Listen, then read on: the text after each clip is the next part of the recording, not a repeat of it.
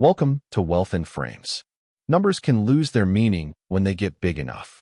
Today we're going to make the numbers around billionaire wealth visceral, using comparisons to things you already understand.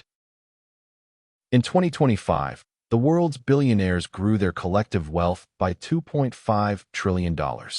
France, the world's seventh largest economy, home to 68 million people, produces about $3.1 trillion in economic output per year.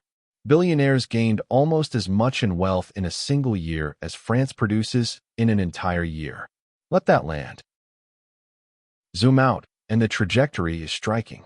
In 2010, total billionaire wealth globally was around $5 trillion. By 2020, it had doubled to $10 trillion.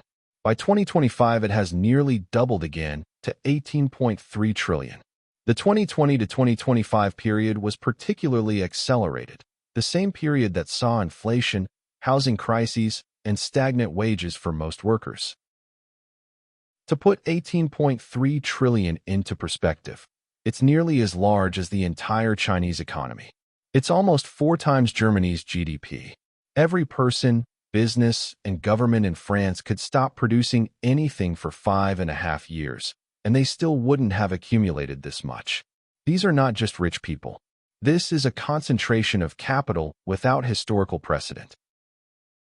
Perhaps the most striking data point is CEO pay. In 1965, the average CEO of a large U.S. company earned 21 times the pay of an average worker. By 2025, that ratio has reached 632 to 1. This isn't simply because CEOs got more productive. Stock-based compensation, tied to markets that have surged, has driven CEO pay to levels disconnected from company performance or worker wages. Billionaire wealth is heavily concentrated geographically.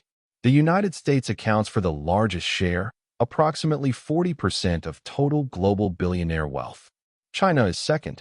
After that, it's a long tail. Germany, the UK, India, and France each have significant billionaire populations, but at a fraction of U.S. levels. Between 2020 and 2025, billionaire wealth grew 79%.